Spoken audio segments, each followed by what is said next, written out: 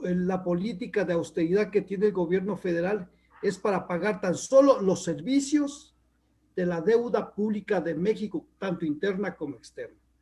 Un poquito más sobre el tema que nos compartió Noemí y Pedro, es que en torno al Tren Maya hay una peculiaridad en términos de la inversión.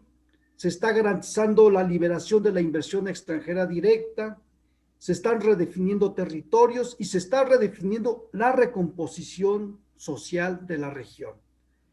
De lo primero que les puedo decir, compañeros, este megaproyecto no será financiado en su totalidad con inversión pública, salvo en un 10%, sino con un fideicomiso de infraestructura que es a final de cuentas un instrumento financiero que se constituirá sobre la propiedad social, es decir, sobre la tierra. Este mecanismo le denominan fibras.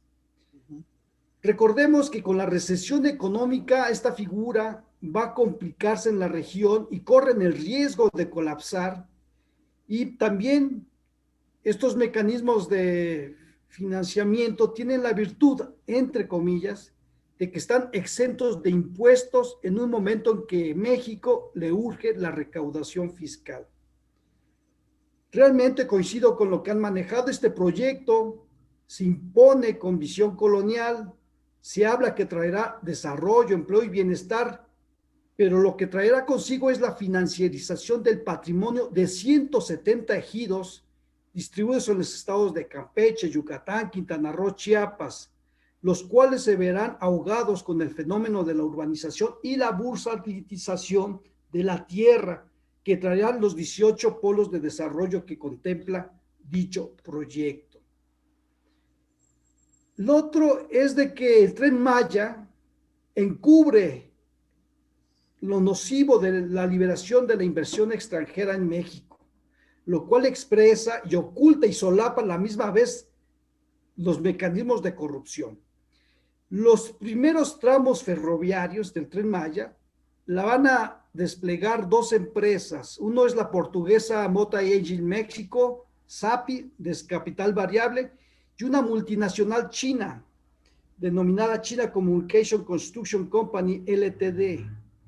Ambas han tenido serios cuestionamientos de corrupción, de sobreexplotación y de incumplimiento de obras.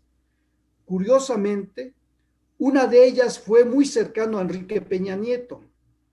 Lo otro, compañeros, que quisiera comentarles es que en la lógica de la redefinición de los territorios de las zonas neurálgicas de México, se busca el eslabonamiento de los proyectos del Tren Maya y del corredor transísmico o del tren transísmico, con los megaproyectos del Plan Puebla-Panamá, hoy denominado Proyecto Mesoamericano, con la Iniciativa para la Integración de la Infraestructura Regional Suramericana, el IRSA, ahora conocido como Consejo Suramericano de Infraestructura y Planeamiento, COSIPLAN. Estos nudos de conexión y de infraestructura pasarán los energéticos, las mercancías, la riqueza natural, material bélico que favorecerá a la hegemonía norteamericana hoy en crisis. Junto a ello, compañeras, compañeros, reconozcamos que con estos megaproyectos la liquidación en regiones del país con el modo de vida campesina se va a cubrir. Se va a fomentar la aniquilación de la pequeña propiedad, la comunal y la ejidal. Va a avanzar en los procesos de privatización de la tierra. Se va a forzar el desplazamiento de las y los campesinos hacia formas de trabajo asalariado. Se va a acentuar la migración y con ello la deslocalización del territorio, la destrucción de los mecanismos de socialización, el sentido de pertenencia a un pueblo y las identidades de las comunidades. La migración interna será también forzada por mecanismos económicos. Veremos cómo se avanza la gran propiedad en las regiones y la propia concentración de la tierra. Pues esos serían mis comentarios, compañeras, compañeros. Estamos en una situación muy delicada que deberíamos de estar repensando constantemente. Totalmente de acuerdo. Ya hay un estudio que habla de que el corredor transísmico va a impactar a Puebla por el lado de Tehuacán, algo que no se le ha dado, por cierto, la importancia que tiene. ¿Alguien más, compañeros? ¿Alguna pregunta a los compañeros? Noemí, si quieres volver a tomar la palabra. Sí, muchas gracias. Pues mira, fíjate que ahorita recordando y haciendo mención a esto que comparte el compañero Pedro de la folclorización ridícula que está haciendo este gobierno, porque bueno, pues se dice, viene con un discurso populista, un discurso según de izquierda y bueno, esta folclorización pues ha sido también una violencia hacia los pueblos mayas, ¿no? Esto que... Perdón, sí. ¿solo a los pueblos mayas? No, obviamente en todos los pueblos, ¿no? De México, pero bueno, estamos ahorita, bueno, a mí me ha tocado ya varios años estar acompañando a los pueblos mayas y ahorita con este interés del tren mal llamado Maya, pues bueno, es un grupo nativo al que está muy enfocado el señor presidente, ¿no? Y parte de esto lo vemos, como decía el compañero Pedro, con esta bastón de mando que le da esta gobernatura supuestamente indígena, que de gobernatura indígena pues no tiene nada porque pues es una asociación civil que se dice ser gobernatura indígena y aquí en el estado pues está la situación esta de la supuesta impuesta gobernadora maya, que ahorita pues tiene problemas muy curiosos ahí con el mismo gobierno y también nos llama la atención cómo han salido candidatos supuestamente indígenas que pues ni siquiera hablan, candidatas y candidatos indígenas que ni siquiera hablan maya y se dicen representar la voz de los pueblos mayas, ¿no?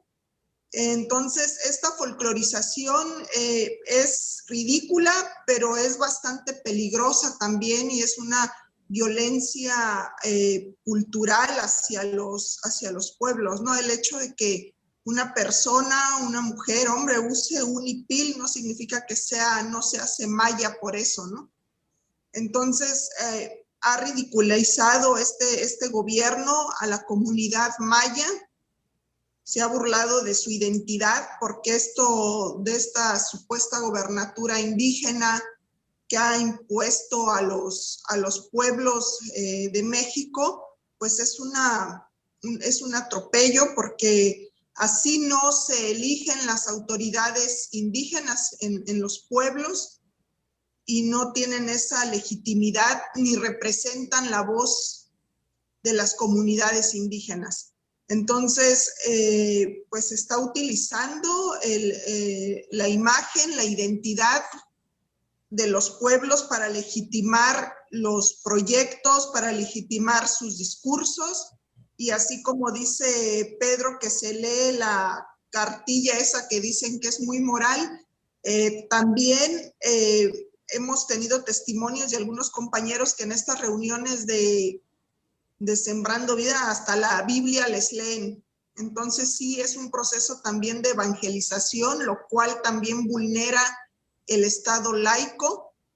Y bueno, pues es delicado, o sea, la folclorización va más allá del colorcito, es peligroso, es muy lamentable que se utilice la identidad de un pueblo y no se respete sus derechos y además esta deslegitimación que está haciendo el gobierno a la voz de los pueblos mayas, en este caso por su voz en contra al proyecto mal llamado Tren Maya, es delicado porque ha dicho que las asociaciones o las organizaciones que han alzado la voz en apoyo a los pueblos mayas en contra de este megaproyecto, son ellos los que están haciendo los amparos. ¿Esto qué significa?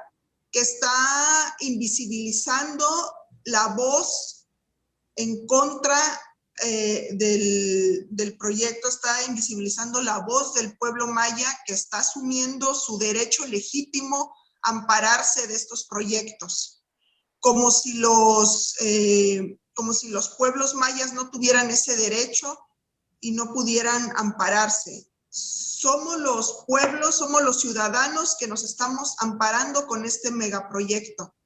Entonces el presidente está haciendo oídos sordos a las voces, y esa es una violencia también. El no escuchar la voz de los pueblos es una violencia. Y está diciendo que son las organizaciones, y no son las organizaciones. Somos los pueblos los que hemos metido estos amparos. Ok. ¿Alguien más, compañeros? Muy bien, Noemí. Gerardo, buenas noches. Sí. Mire, yo quiero primero que nada felicitar, porque aquí en el centro del país, Noemí, Pedro, Hub, tengo el gusto de conocerlos, siempre he escuchado, pero hasta ahorita tengo el gusto. Compañero, si ¿Sí? te presentas, por favor. Soy Oma, de la ciudad de Puebla, compañero de Gerardo, activista sobre temas laborales. Hemos estado aquí implementando diferentes situaciones como el pago de la no deuda, los derechos laborales. Comentaba que es muy importante aquí en el centro del país conocer el trabajo de ustedes, conocerlos y ver lo que ha estado sucediendo, ¿no? Para también nosotros tomar un criterio. Muy importante lo que dice don Pedro,